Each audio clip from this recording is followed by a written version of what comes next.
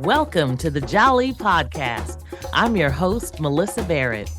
This podcast is for those who are interested in the conversation around equity, diversity, and inclusion. Each week, I'll be interviewing a guest who has something special to share or is actively part of building solutions in the space. Let's get started. 80 years ago, America was deeply entrenched in the Second World War. The nation mobilized its industrial might to back the war effort and support our service members fighting overseas. Port Chicago Naval Magazine, approximately 25 miles north of San Francisco, California, served as a critical role supporting combat operations in the Pacific Theater. On the evening of July 17, 1944, munitions being loaded onto the steamship E.A. Bryan detonated, killing 320 sailors, Coast Guardmen, civilians, and others, and injuring an additional 390 individuals. Over 200 of these fallen heroes were African Americans, sailors, many of their bodies torn to pieces because of the explosion. 258 surviving sailors traumatized by the blast, unsafe working conditions, lack of training, and fearful for their very lives, were charged with refusing to continue loading munitions under said conditions. This was known as Port Chicago Mutiny. The subsequent general and special courts-martial labeled these 258 sailors as criminals. But as determined by my Office of General Counsel, these courts-martial contained significant legal errors that rendered them fundamentally unfair. Yet for 80 years, the unjust decisions endured.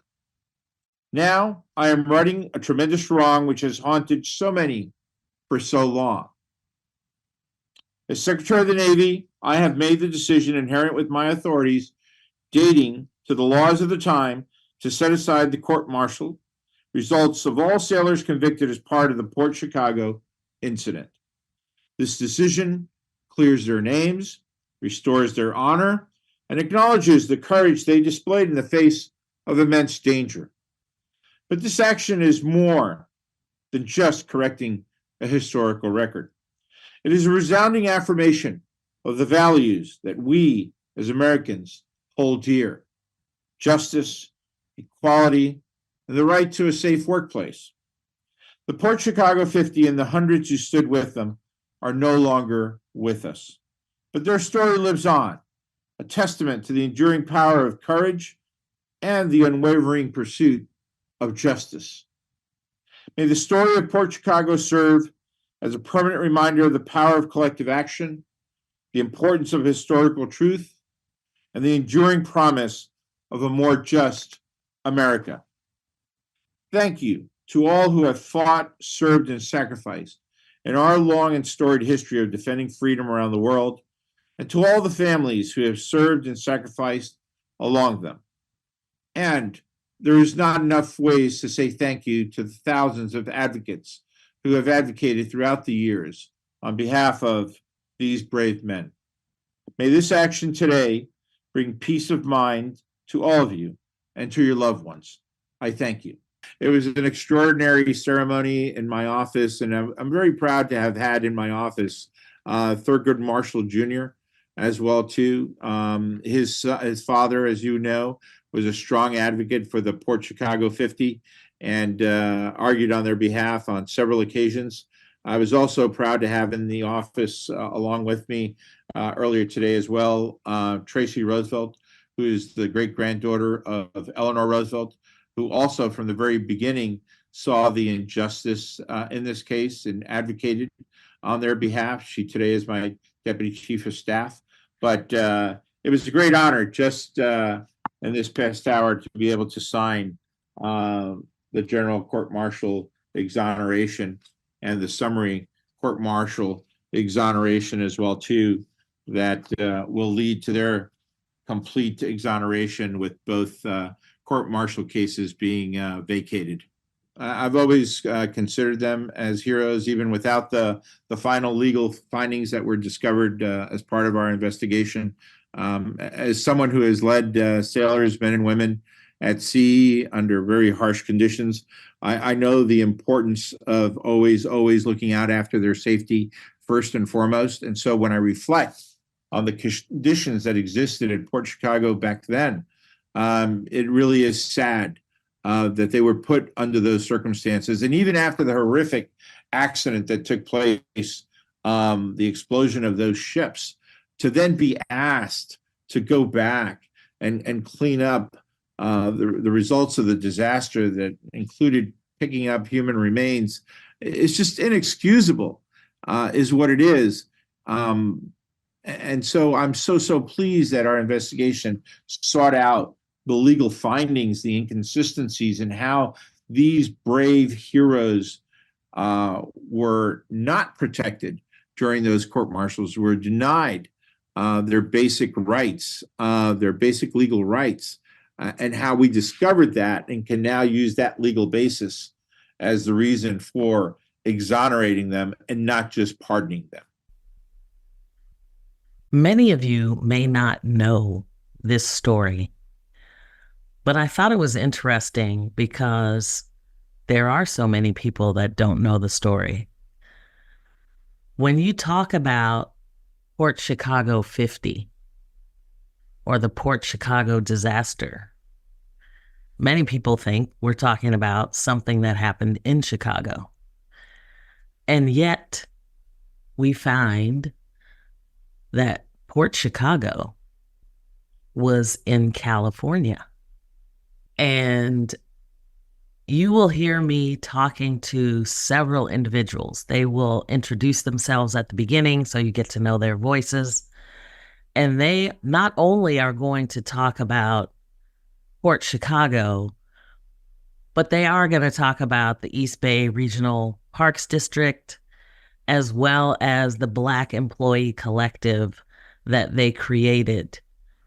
It's a fascinating story of how the Black Employee Collective came together at the East Bay Regional Parks District and the intention and purpose that they focus their efforts on. So I wanted to bring you this conversation because I found it so interesting, not only for just helping people understand the Port Chicago disaster, but also regarding what we can do as an employee collective, an employee resource group, potentially. And you'll hear from them on kind of why this was a focus for them. So tune in, check it out, and invite yourself to understand what was happening at that time. And now here we are 80 years later, and people are still just finding out about it. I can't tell you how many people I have come across that don't know anything about Port Chicago. And for those that know a lot about it, you will find they don't really want to talk about it. But it is important that our stories are told. And so at the Port Chicago Naval Magazine near Concord, California, the naval base was racially segregated. And remember, this was Jim Crow segregation policies that were being strictly enforced. So although African Americans were signing up for the military, they really wanted to participate, serve their country, there were lots of things going on that you will hear. I am, of course, once again, so excited to have this week the Black Employee Collective for the East Bay Regional Parks District. Woohoo! That's a mouthful, y'all. So I'm excited to talk to you all, first of all, about the East Bay Regional Parks District And maybe you can tell us a little bit about that. And then I want to hear a little bit more about the Black Employee Collective, because you all are just amazing women doing amazing things. So who wants to start? Well, I guess I am, since nobody's saying anything. All right, Sabrina. I am Sabrina Pinell, and I work for the Park District, the East Bay Regional Park District. I've been here for 17 years, and currently I'm a senior executive assistant in the Acquisition, Stewardship, and Development Division. Yes, that is a lot of words, but in our division, we're acquiring land, getting land donated to the district, building trails, designing trails, planning for new parks, stewarding the lands, keeping up with habitat, and watching out for the little, what is it, endangered species mouse that are maybe this small, to a really rare plant that might grow in our lands that we have to keep and monitor and keep track of, as well as building and designing and constructing a staging area. So that's kind of what my division does, but what the whole park district does, because it's in infrastructure. I mean, we have a public safety department. We have a whole police division, a fire department. We have lifeguards. We increase our employees to maybe 700 during the summer, just because of all of the recreation and outdoor recreation that we do to support the rest, the local communities. We're in 2 counties, Alameda County and Contra Costa County. We have over 125,000 acres of land and 1,200 miles of trail.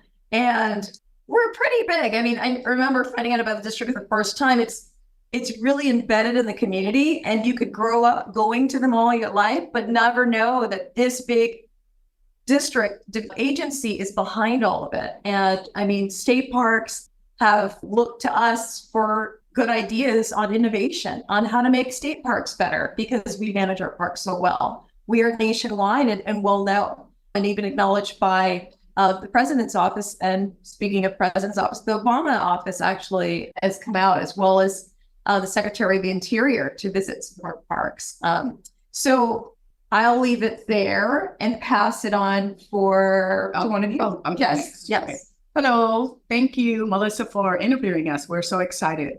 My name is Yolanda Barial Knight, and I am the clerk of the board at East Bay Regional Park District. And I have been here 32, I think longer, I'm just going to say 32 years, and working in the park. I started out as working in public affairs as the membership coordinator.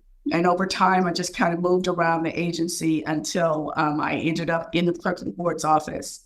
And after a couple of our clerks retired, I interviewed and got a position. So I've been the clerk of the board since 2015. Now, what is the clerk of the board? When I say that, sometimes people just go, okay. I am the person that you see when you go to the city council meetings, any city council meeting, that is sitting there transcribing or just sitting there, making sure that everything goes okay with the meeting. That's pretty much what I do in terms of public facing. But what my office does is we support 7 elected officials from throughout Alameda and Contra Costa County.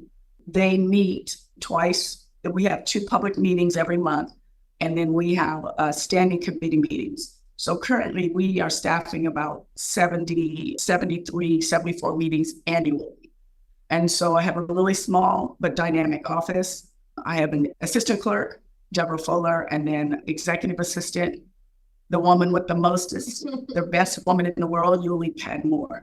And then the clerk's office is the maintainer of all of the district's records. So we maintain the record retention policy. We work closely with the legal department and pretty much with all of the departments at the general manager's office. And so at any time, you could find anybody in our office or in our corner of the world. We do a lot of putting out of fires. We have to follow some very stringent legal laws in terms of posting all of our agendas and meeting minutes and staff reports. And that can be cumbersome because we're dealing pretty much with the entire district when it comes to that, because we're getting information from all different corners of the district. And because we're not really in one place, sometimes that's challenging. but I really love working here. And I believe in the mission of the district, which is to make sure that we practice an environmental ethic, and that we also make sure that these lands are here for in perpetuity, if that's the right word. And so I think we do a good job with that. So that's what I'm going to say for right now. Great job. These lovely ladies, they're a hard act to follow. So Yulie Padmore, thank you, Melyssa, for having us on your show. I work with Yolanda Barial Knight. She's my boss. I'm new. I'm new to her office. Just started this year, I guess, so like a few months. Previously worked about 8 years in government and legislative affairs and established different relationships within Contra Costa, Alameda County mayor's offices. So at a local level, state level, and a federal level. And and of course, these lovely ladies here are, you were talking earlier, Melyssa, about some of the work that you're going to be doing this month for Women's History Month and women empowering other women. These women right here are women that I truly honor and respect, and that, like you were saying, this is going to be an emotional month. But yeah, these women empower me to do a lot of the things that I would think was not possible. And I'm sure we're going to talk about that a little bit more, but I've worked for the Park District for almost 13 years. Like Yolanda, I've kind of moved around. I've seen great things happen, and I've seen the Park District work through adversity. We're not perfect, but we do try. And generally what I can say, and what people mostly say when they start here, is, wow, everyone that works here is so nice.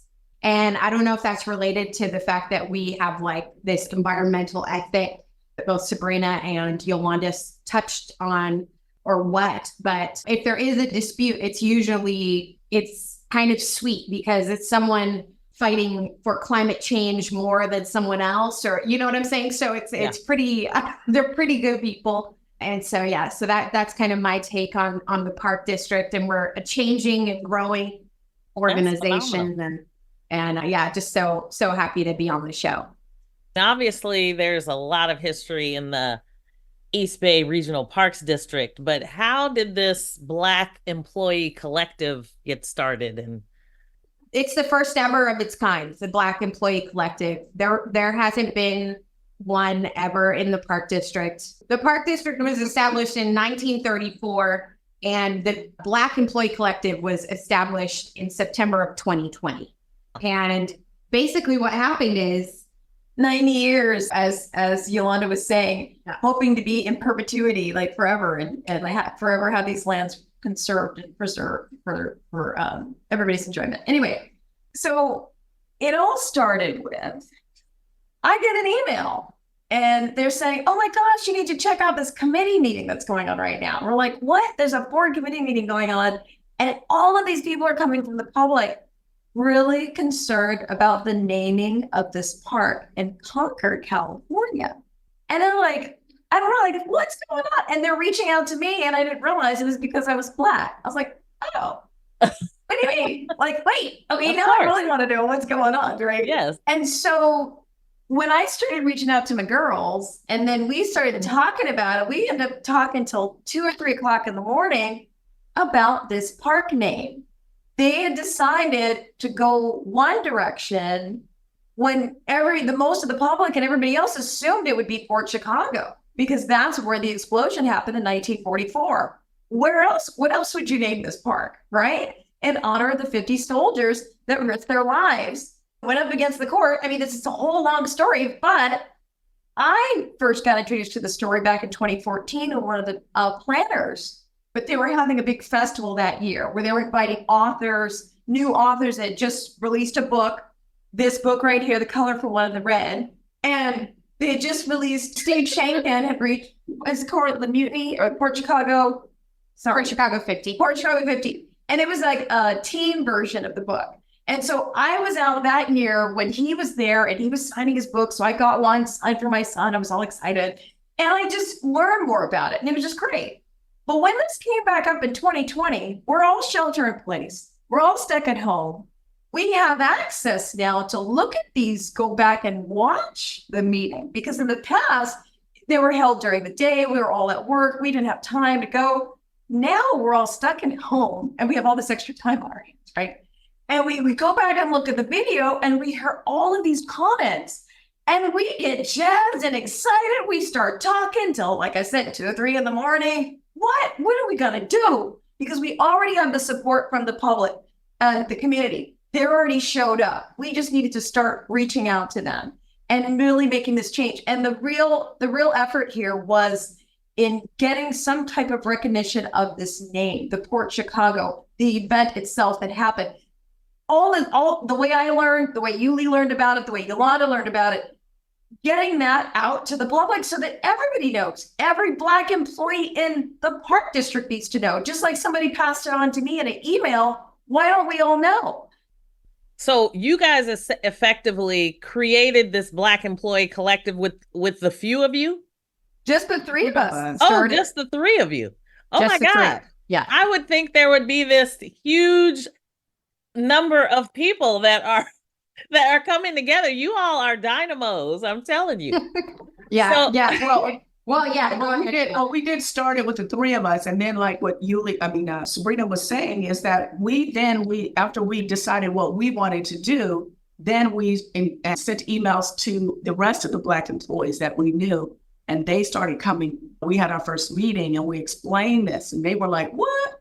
And so we got more people involved in it, and then it became an advocacy for the naming, because they were going to name it a different name, like Sabrina was saying, and not really recognizing that there's so much. Well, they recognized it because they used it to market and get money. And so we're the ones that helped the community because we knew the ins and outs. So we knew who needed to hear this and who they needed to talk to. And then we were able to push on our inside knowledge without divulging any confidential matters with the district. Yeah. Because it's a public meeting, everything was public. And so this is one of the reasons I love employee resource groups or business resource groups or whatever you call them, because y'all have all the internal navigation, but you can actually channel a lot of business initiatives.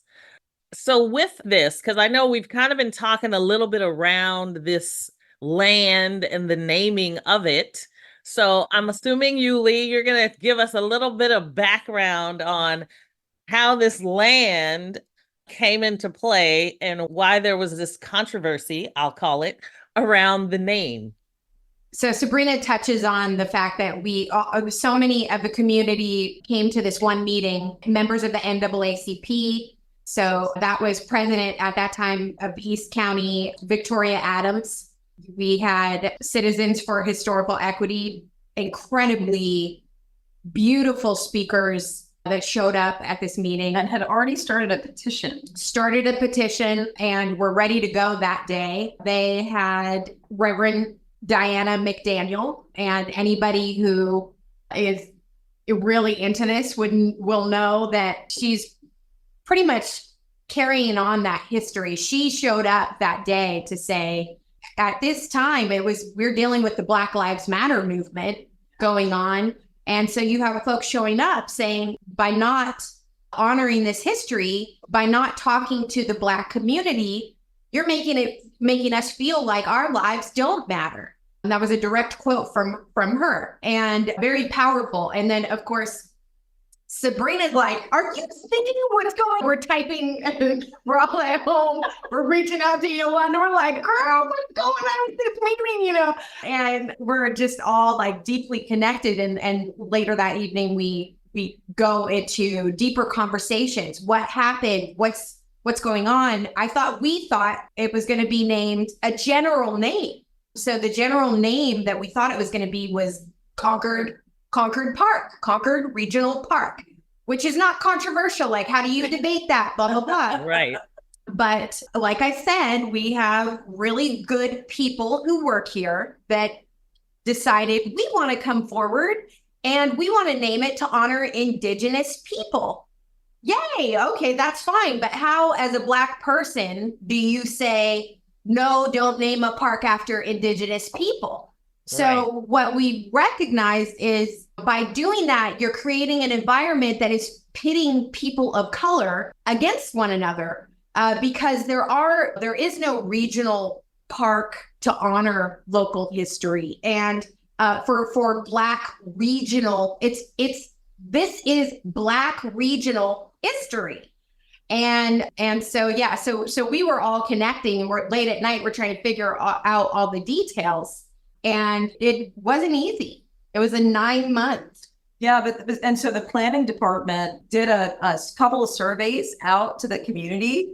And so we even delve even deep and start looking up those surveys online and said, well, what were the options? What were the multiple choice options that people had to choose to pick a name? And Port Chicago was not even an option. People were filling it in as an other or a fill in the blank, but there were more fill in the blanks of Port Chicago than there was of some of the items that they had as a third place or second place. So wait a minute, it got lost in translation. So like we were just coming to bring this resurgence, especially after the NPS superintendent, one of the superintendents, Tom Leatherman, was there even speaking up for recognition of this explosion. And so back to the actual event. So I mean, when we started hearing Port Chicago, we're like, okay, so this happened in Chicago, right? And like, no, they called it the Port Chicago in Concord, California. What? Right? And that was just the name of the port. What was in the town of Port Chicago? No, right. So this land is connected to the Port Chicago in Concord. Yes. Okay, That's I just want to make sure everybody's with me. Yeah. So a lot of people, even now, when you say something about it, they think you're talking about Chicago. Yeah. It's in Port Chicago in Concord, California. And so the Navy owned the land and the Army owned the base. So right now it's still an active Army base. Well, and what they did was the Navy ended up giving, the district gets a lot of land by people giving it to us. So they gave it just because they didn't want it anymore.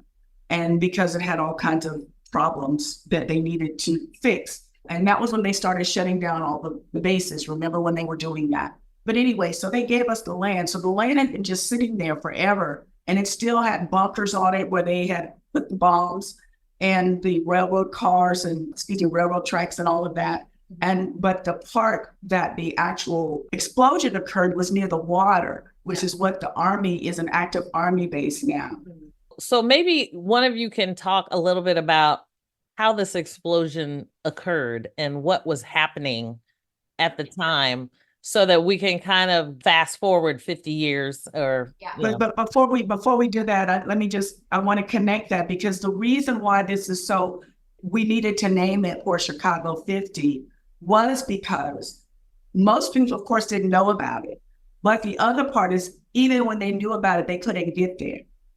Because in order to go into any kind of naval facility, you have to have your credentials checked and all of that. Most people don't know that it's even there. And then in order to get there, they have to go online, they have to fill out application, they've got to send them their driver's license. And most people don't have time for that. So I don't even know how to do that. And so the land, which is what the district owned, would be the place where we would actually interpret what happened at the port. Mm-hmm.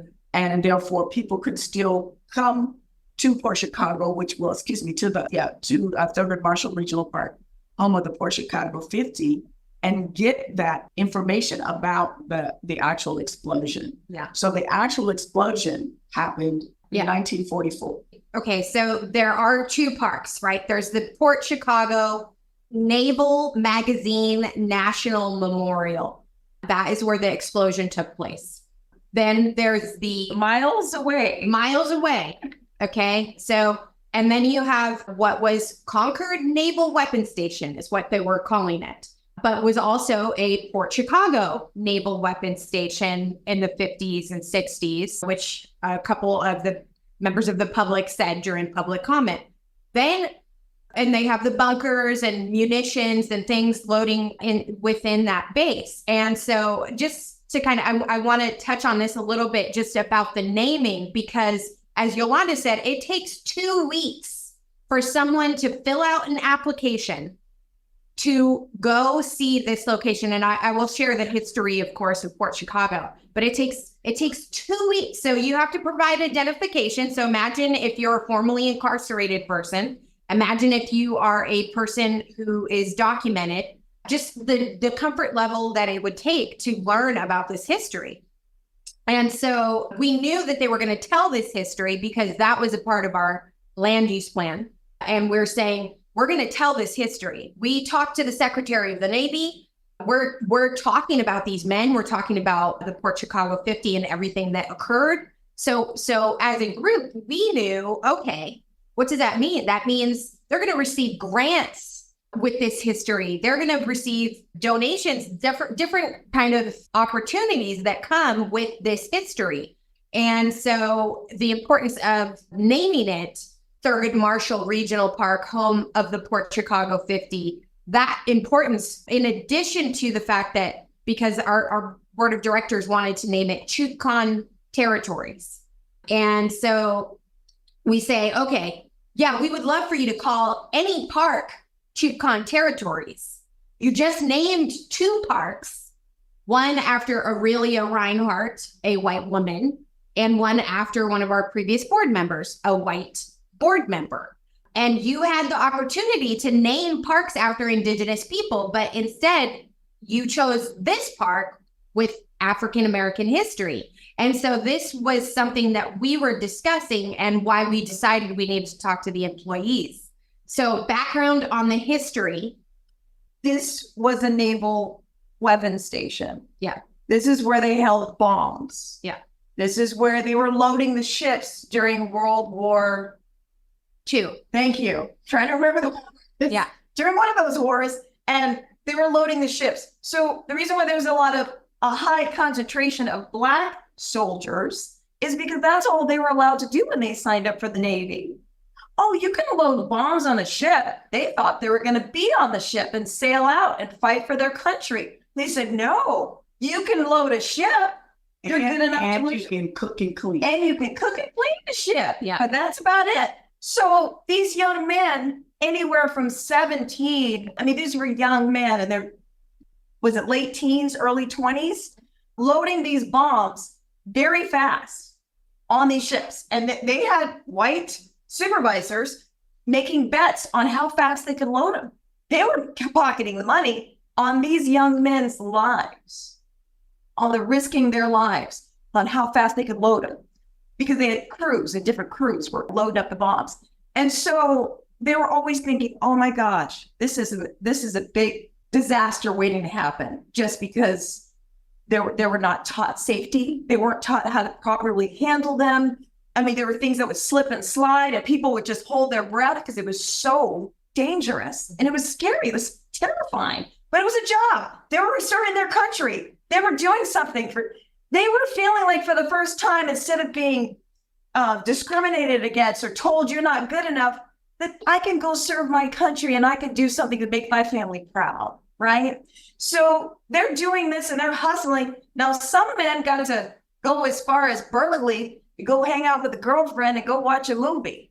But on this night of July 17th, 1944, 327 men died because something happened that nobody knows, and they don't talk about exactly what happened, but there was a huge explosion, and that explosion was felt all the way in San Francisco.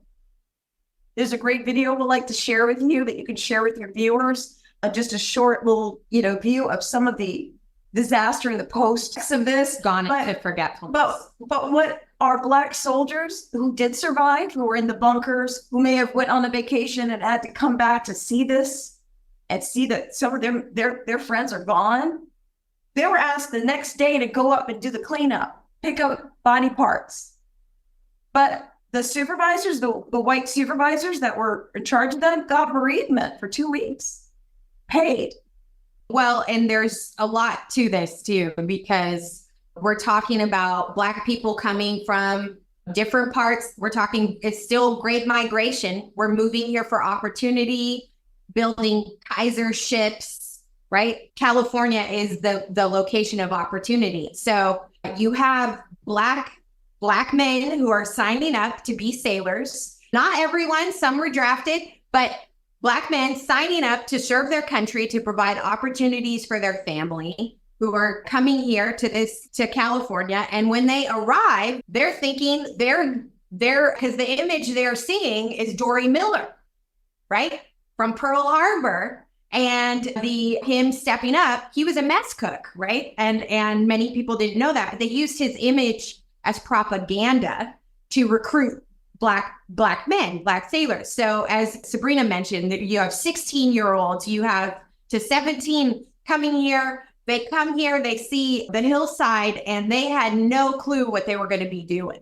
And she mentioned that 327 of them died in the explosion. 202 of them were African-American sailors. That makes up 15% of the Black sailors that died in World War II.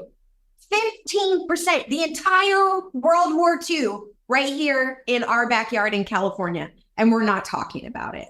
And we were just hearing about it. I learned about it for the first time. Sabrina was saying she learned about it in 2014. I learned about it for the first time in 2015. And this really friend of mine, white boy, Brian Holt, comes by and he says, Yulie, have you ever heard about this history? You need to learn about it. And I mean, I was learning, but I hadn't learned the way that I learned about it in 2019. But yeah, so the explosion ultimately happens. They're being, and nobody knows how it happens, but we kind of do, right? Because the men are being bet on like they're race horses. Who can move the fastest? Because it's World War II, we need to get these bombs out. And you look at all of the people who are loading and moving the munitions, they're all Black, okay? Like all of their superiors were a distance away.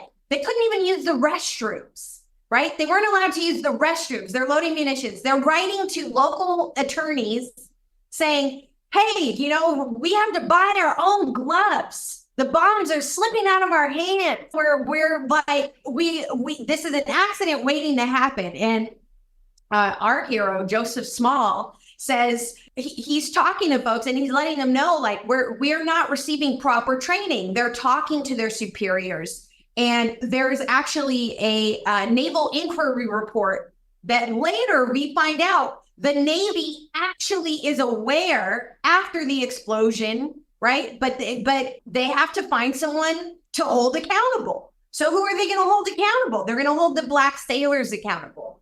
And the trauma of that event, of picking up the body parts of your comrades in baskets going around, you're doing the cleanup. And then after you spend all this time, you see that your superiors are getting a 30-day leave and you're not getting a 30-day leave.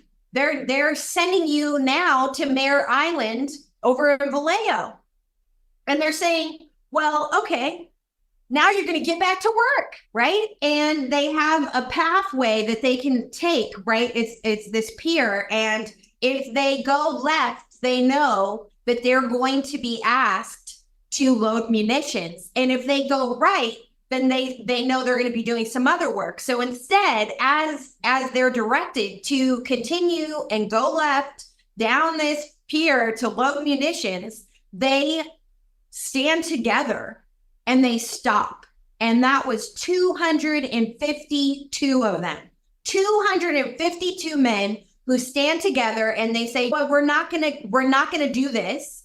And I don't even like using the word refused, because here we are 80 years later, and people are acting like these men were committed a crime, or that they didn't obey an order or whatever. But the order itself was unlawful, right? So you have Title 46 happening at the time, and Coast Guard is telling the Navy, hey, Coast Guard, hey, Navy, you're in violation of federal law. These men need to be properly trained. They totally ignored this, and they don't know this at the time, right? And it makes you wonder, just really quickly, just to interject, these 252 men were all Black. And is anybody concerned with their safety? Was it because of the color of their skin? We can only ask the question. Go ahead. Yeah. Sorry. Yeah. No, I mean, we know it We was probably because of know color. the answer. Yes. Yeah. They were considered less than human, even at that time, right? With things that we're fighting for constantly. The explosion took place, and then how long before they had to go back and decide whether they were actually having to go do this again?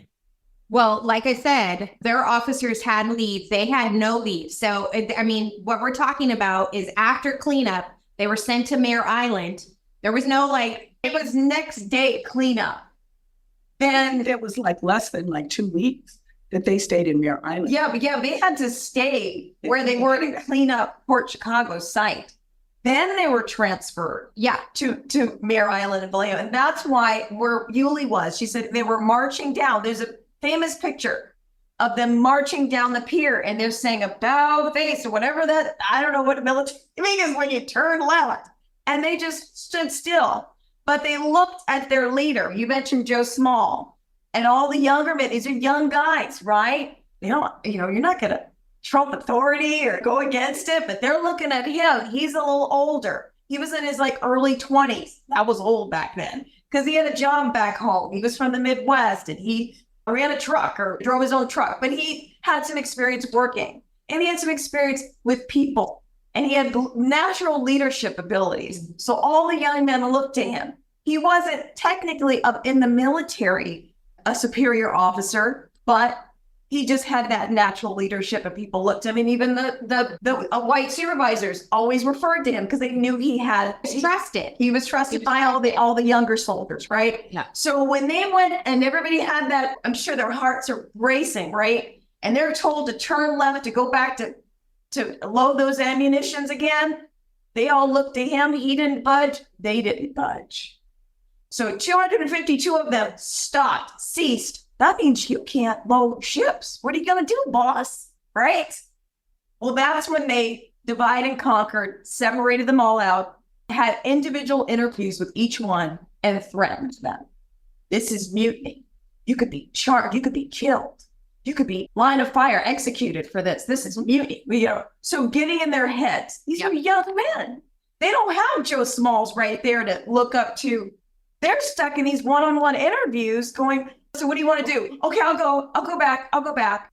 Also, Admiral Wright, he lines them up. He's a disgraced admiral, basically. He's someone who is upset about his position. He's upset that he's not overseas as well. He's upset that he's having to deal with these Black grunt workers, in his opinion, right? He's dealing with all of this. And at that time, basically their superior calls in the admiral. He talks to all the men. He says, hey, either you get back to work or we're going to charge you with mutiny. And they're like, number one, they're not even on a ship. So excuse me, what? How does this even make any sense? Okay, so you're going to charge us with mutiny, which is punishable by firing squad. Now, at that time, I don't know that this generation has seen this. When I was growing up, World War II, to see people I saw people lined up, guns, and then bodies in a pile within, and that's the imagery that people saw during World War II. So that's what they were thinking, that they were going to line them all up and they were going to kill them, murder, that it was murder. But it wasn't considered that because you have a white admiral telling you that you need to go back to work or we're going to charge you. Let's pause for a moment. We'll be right back.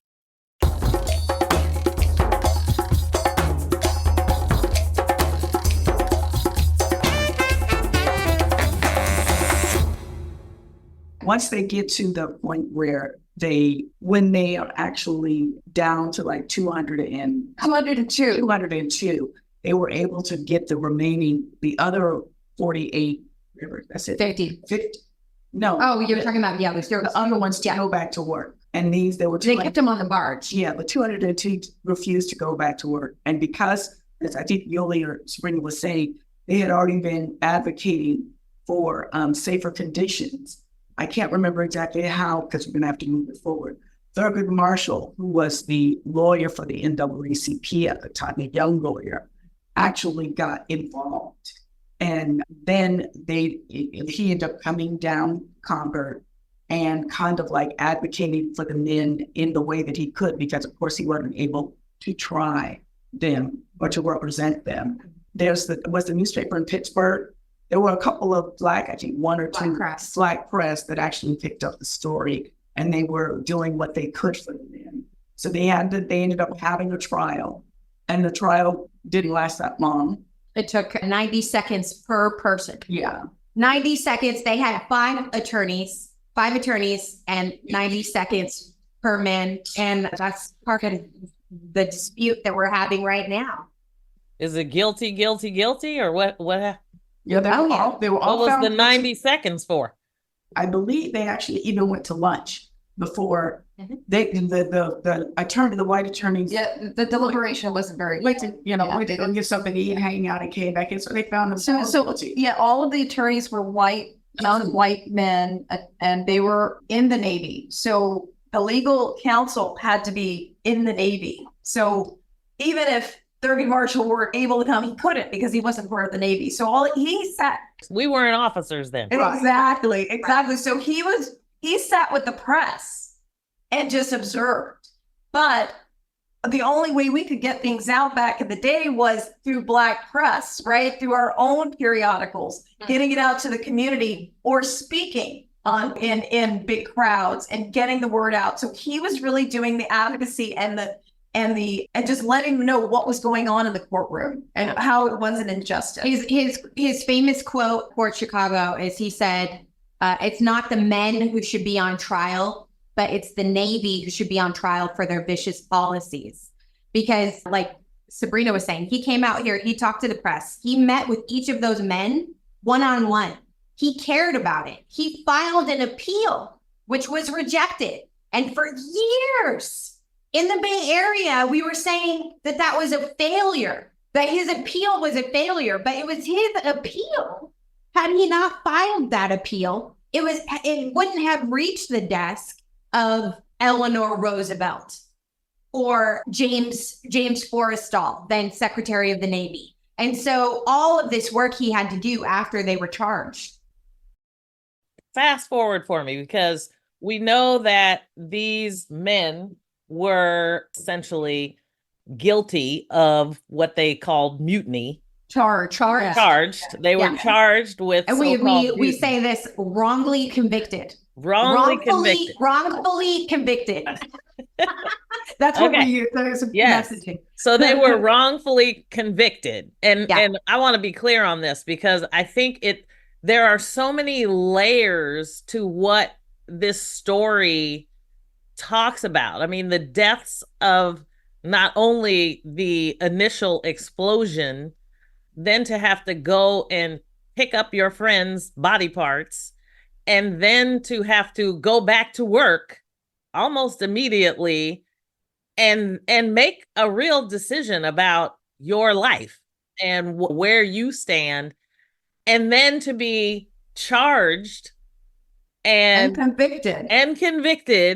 And now, and I know just listening to some of the stories when you all came and spoke at the NAACP meeting most recently, there's a lot of people that were around at that time, or even maybe part of the Port Chicago, that will not talk about it. Exactly. Yeah. So imagine when the professor, oh my goodness, what is his name? Like Robert Allen. Thank you. Robert Allen got on a bus, the Greyhound bus, and went on the East Coast looking for all these men. And he wanted to hear from their mouths what really happened, right? The book is called The Port Chicago Mutiny. Yes. And that's his book, Robert Allen, The Port Chicago Mutiny. And he went around on a bus traveling, imagine back in the 80s, traveling around, finding whoever he could find. They were ashamed. They were embarrassed. Some of them had never told their family these stories. He was able to share it with another Black man, right? Because Robert Allen's going around and he got their stories, he collected their stories, and he created a book in their honor. And to this day, they are still not honored. They were dishonorably discharged. They haven't told their families to this day. In their death, they're all gone now. To this day, their families can't even, like, for the honor, I'm sorry, the bravery it took to stand up against that, to risk your life. And they get no honor in their life for it. It's as if they exploded with the rest of the 327 men because their memory is not being honored. And I will pass it on to Yulie about the exoneration, but there was one member that did get some type of acknowledgement. Freddie Meeks, yeah. They were not honored, but they will be honored. We are going to make sure that they get honored. That's not just us, but all of the stakeholders that are in the community. And some of them are white, who we're working with now, the Contra Costa Bar Association for Chicago Task Force, whatever it's called, the task force. And so they will get on. The goal is to get them exonerated this year. Yeah. And so we've got a few more months. We're really working hard. And this just to set the stage, this is 50 years ago? 80. 80 years ago. So this is their 80th anniversary. Oh, and I don't know if goodness. you remember that in the explosion. During the NAACP meeting, you weren't at that. Gloria, remember, Miss Johnson talked about her uncle. Her brother-in-law. The brother-in-law didn't even know that he had been there. And why they didn't realize why he acted like that. He was ashamed and he was depressed and all of that. So you met someone recently too. I met another guy and that knows somebody that I'm going to work with. I can't remember his name right now, but that who had an uncle or something there. But that's the thing, is that there's so many people who are connected to this story who don't know about it because their family members didn't talk about it. I don't know about y'all, but I mean, my grandpa, he sat in a chair. He never said a peep. You know what I'm saying? Yep. He never said nothing. He sat down. He kept all, and I know he was the vet. I knew he was a part of a different war, but he was traumatized. Never talked about it, and that's what we are dealing with, is with a community who was traumatized, who was essentially victimized, right, and intimidated, and we can never talk about it.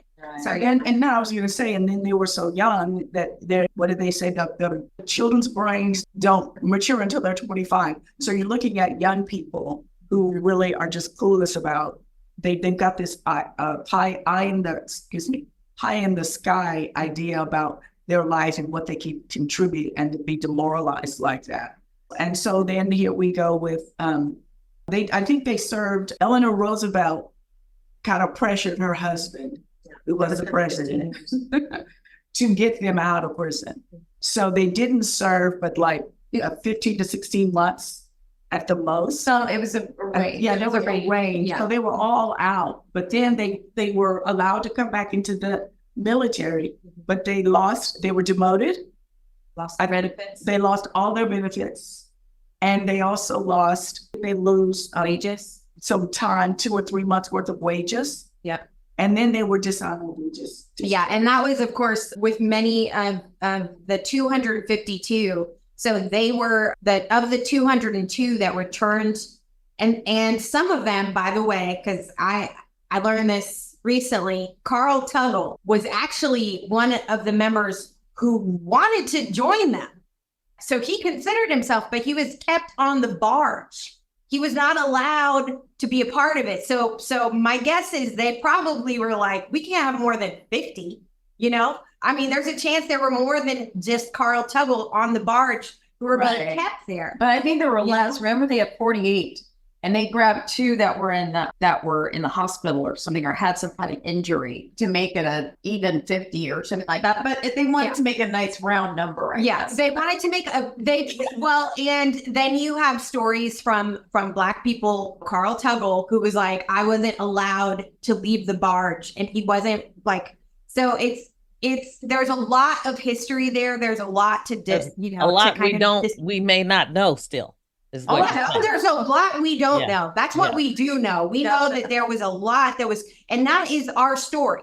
Much of our story is not told. It's not told. This is one of them. And I mean, I lived in California. I'm like, when I was growing up, people called this the bubble. And so to find out about this history was tragic to me, because I was like, wait a minute, you mean liberal California, Bay Area? Like, this happened here? How is that even possible? And it's just, it is. And what I was surprised to hear you talk about some well-known people that were part of the Port Chicago 50. Oh, yeah. I have a website, portchicago50.com, and it has resources like, where can I get a book? Where can, I want to wear a Port Chicago t-shirt to rep, these men. I want to find Robert Allen's, his book, his audio book, or even just his resources from when he was a teacher, when he was a professor at UC Berkeley. And so you have all these available. But yeah, so Harry Belafonte, that was news that we found out when he passed away. Someone actually, and this Port Chicago 50 is a site for everyone. It's a site for people to say like, hey, I discovered this, put it on the website, because we don't know where it will go. I mean, obviously over this amount of time, like, history disappears. So I'm like, share that. And it was my mother-in-law actually, who was like, oh, did you know that Harry Belafonte was a Port Chicago 50 sailor? And I'm like, what? You've got to be kidding me. Of course he was. He was a civil rights advocate. He was such an important part of advocating for Black men in the military, advocating for Black people and our rights. And so it was just it was so fitting to find out that he was a Port Chicago sailor. So he actually, when they were charged and imprisoned, they had to hire more people. And who do they hire? They hired more Black people, right? And so Harry Belafonte was a Port Chicago sailor who was enlisted more. And they enlisted more. Sure. Yeah, exactly. And so this is what he says. I went to the website. Yeah. He says, Belafonte recalled the Port Chicago 50 and the decimated Port Chicago Naval Magazine. And he says, as we arrived on the scene with mangled structures and debris still in evidence, those sailors were being court-martialed, 50 of them sentenced to long terms for mutiny. We didn't know at the time, nor could we know that the political reverberations of the Port Chicago disaster would help lead to desegregation of all the armed forces in 1948. We just wanted to get as far away from Port Chicago as possible. So that is the importance of Port Chicago, that it did lead to the desegregation of the military. And at this point in time, it is incumbent upon us, everybody that knows anything about this or anything historical, to open up our mouths and speak, because our parents, our grandparents, our great-grandparents were not allowed to do that. And like Yulie was saying, my grandfather did the same thing. He never spoke, never. It would be a whole bunch of us in the house or whatever. He sat there. I mean, he had 6 children. One of them was my father, but stoic. And it's like, imagine all the trauma that our men had to deal with. And even to this day, It gets passed on generation. we're traumatized as a people. So they are going to get their just due. Now, I don't know what they're going to do about the money. I don't even think it's about that anymore. I'm sure they'll take care of that. And that's probably the reason why they haven't done it, is because they're sitting there calculating how much money, and the fact that the Navy has to admit that they did something wrong. So we're working on it. Similar to our reparations story, right? The reparations story. There's so much. Their lives could have obviously been very different based on what has happened to them. And I'm not sure that you can ever make up, whether it's money or anything else, for what trauma people have gone through. I mean, it's a story that I've heard. I heard about Port Chicago 50. I will tell you, I never thought it was a stone's throw away from where I live. And I think that the next time that we are going to, I know we should extend an invitation to the NAACP or to anyone to come up to the event in July. And Yulie, tell about what we're going to be doing. We're going to be doing a Port Chicago weekend. Yeah. But before we go there, I just want to say, as you're speaking, I'm thinking about the symbolism of the fire, right? And it's like, when you think about every single time that the Black man starts to achieve anything, the white man burns it down. Think about every single city that's been burned to the ground, bombed the minute Black people start to achieve anything. That's what's happening in Oakland. They're going to burn it down. And we as a people have to help the young kids understand that they come from greatness. And that is so hard to do when they see decimation all around. I mean, most of us those of us that were sitting here didn't grow up like that. And then sometimes we even forget that these other people didn't grow up like we did. So their trauma is deep. And so we have to do better as a people. And I just pray that this little bit that what we're doing will make a contribution. So Yulie's going to talk about the next thing that we're going to be doing. But I'm sure you know it in your head. Yes. Okay. Yeah. And I'm also going to reference it. Oh, and because we're almost at time. Yeah. There's a couple of things I want to say because we are working on exoneration. We've been working on that. Thanks for all the support that you and Stockton NAACP, East County NAACP, Bay Area, San Jose, California, Hawaii Conference, National. Praise be to Antoinisha. Okay. Yes. Shout out to Antoinisha Burles Williamson. Shout out to we love her. And we've done a lot of work working on resolutions and at a national level, the NAACP has supported exoneration where I know Antoinisha we're waiting for a printout, just a physical something, but it's already happened. It's done. As soon as we have that, we're going to use that for our power and advocacy. But yes, so we're working on exoneration. There was a man, Commander Todd Bowe, who wrote an article about, and this information is new information. So in previous years, the men were considered unlawfully objecting to an order, Navy, blah, blah, blah. But this evidence of the Coast Guard, and that what it meant is the men were, Robert Allen always likes to mention that it was a wildcat protest. This was civil disobedience. It was civil. They didn't argue, they talked, they were civil. It was a civil rights issue. But basically what it comes down to is this new information clarifies that the men were actually objecting to what was an unlawful order. They were being told to break the law. Now, just innate. I know Sabrina kind of says we're an oral people. I love that. She said that to me like back in 2020. And I was like, yes, we are. Because I'm like, somebody can come, they talk to you, and then we retain it. And oral tradition, storytelling. That's storytelling, all of that. And so Commander Todd Bowe sharing this information, sharing that what took place was unlawful and that these men knew that if something wasn't right, they felt it and they were honorable men. there's another thing I have to clarify.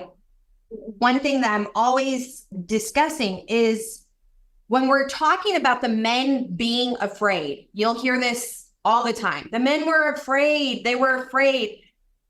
I personally get offended by that. I'll just clarify why that offends me.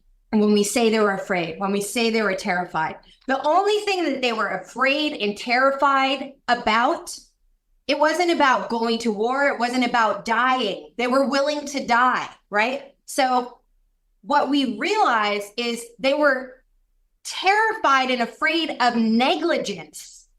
They weren't afraid. We need to stay away from using the word afraid. They were brave men who stood up for their rights. They were courageous, as Sabrina said. And that is what we're talking about. Every year we go to the commemoration. We recognize this disaster that happened, this tragedy that took place. But just think about this. Would we know about the disaster that had taken place had it not been for the Port Chicago 50?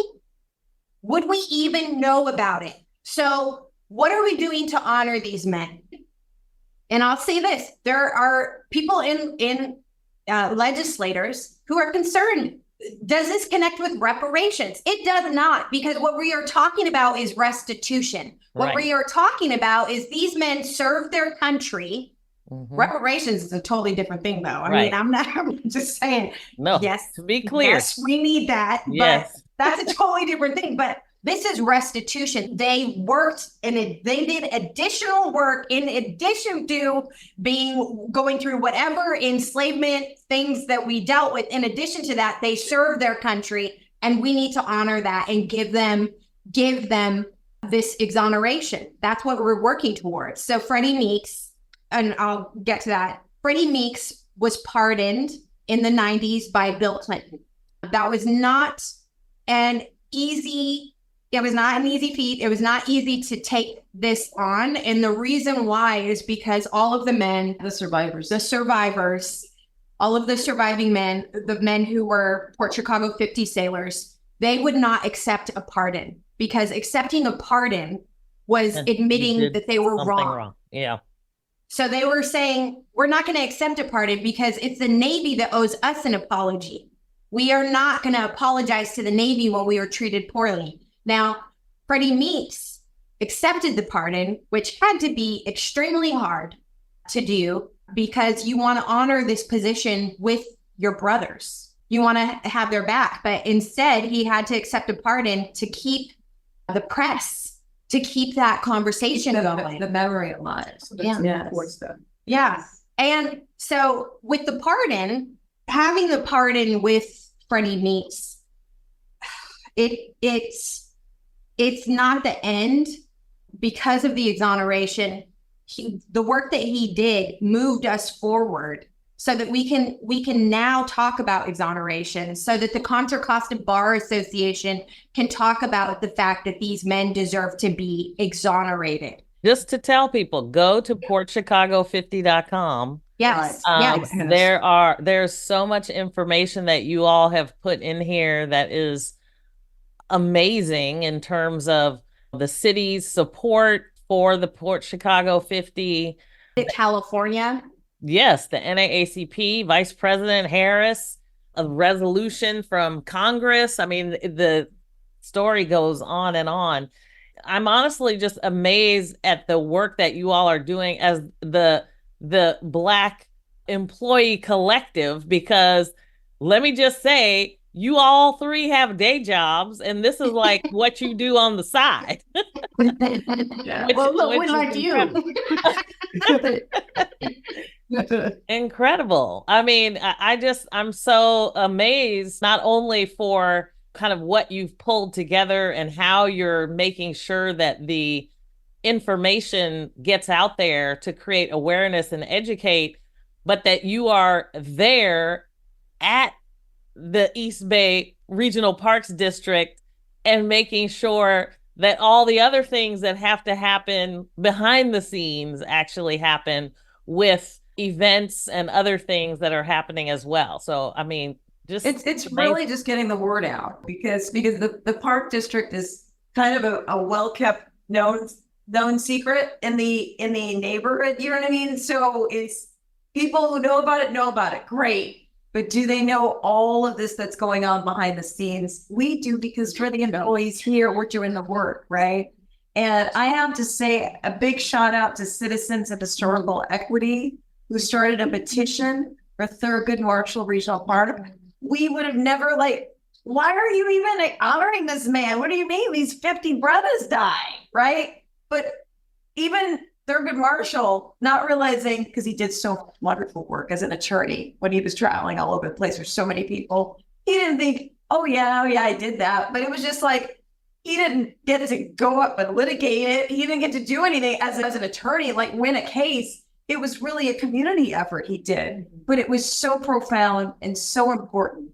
And so that's why Citizens of Historical Equity started a petition for his name, but we need it.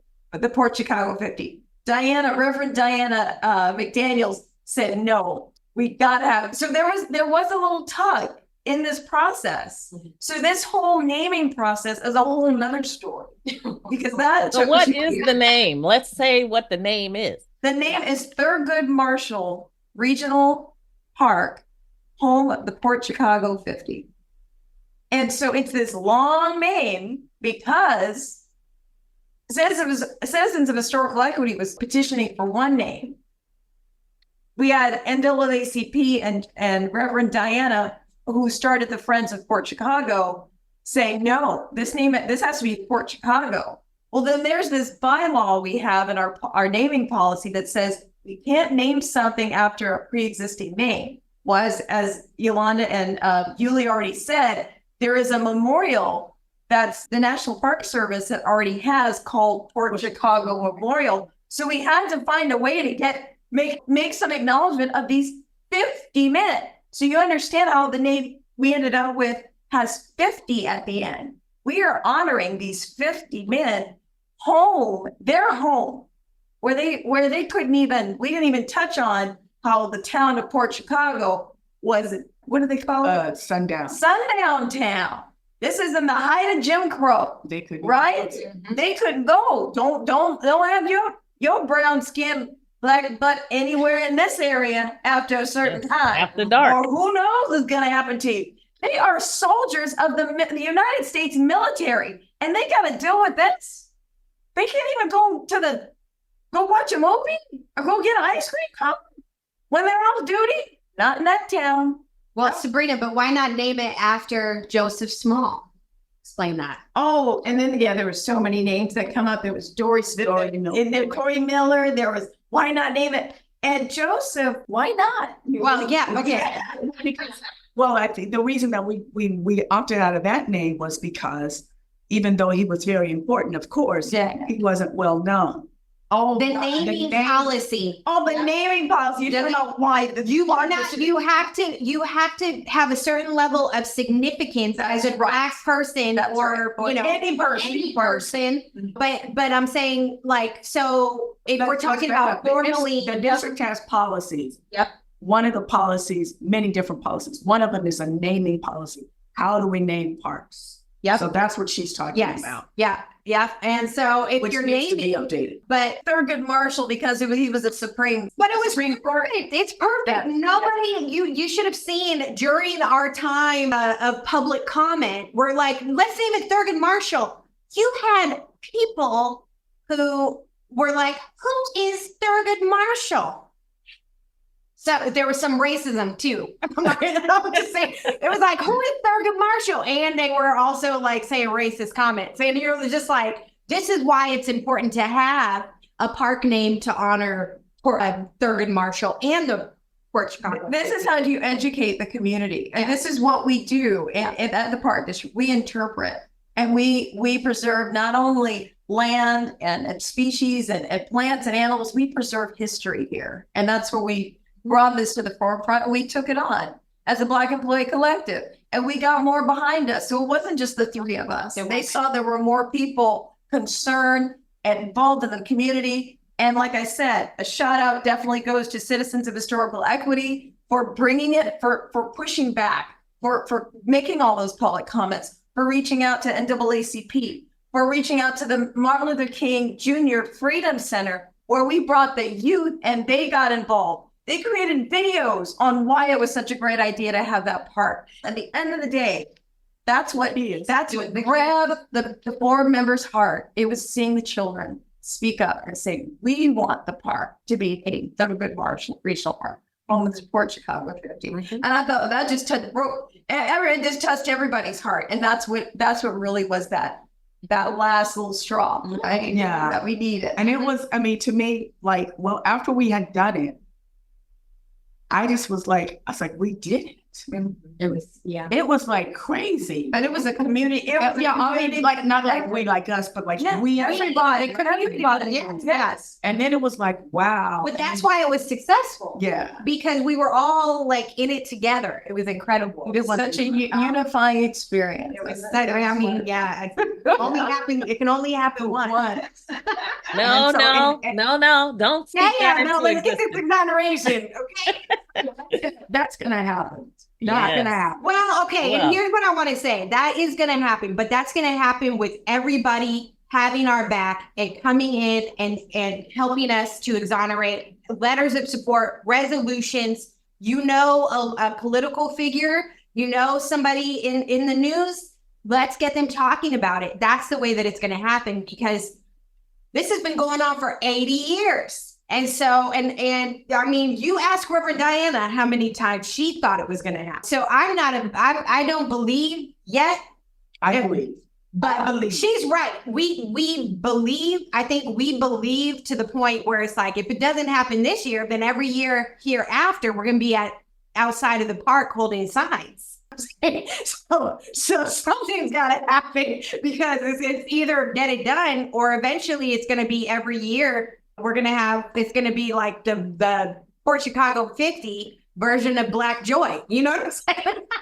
I'm like, do we have a Black Joy partnership? Are we going to Black Joy protest, celebrate desegregating these Black men who desegregated the military? Let's do it. We got to do it together, Yeah.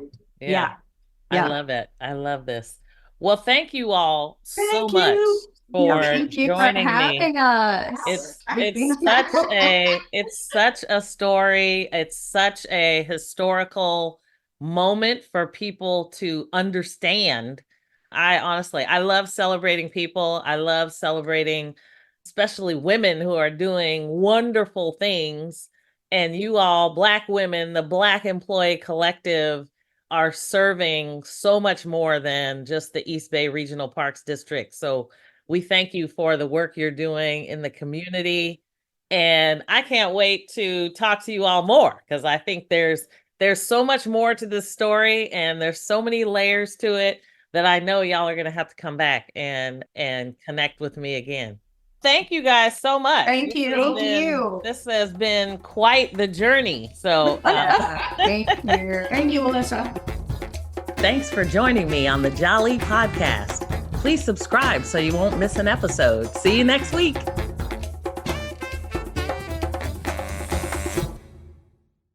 This podcast is a part of the C-Suite Radio Network. For more top business podcasts, visit c-suiteradio.com.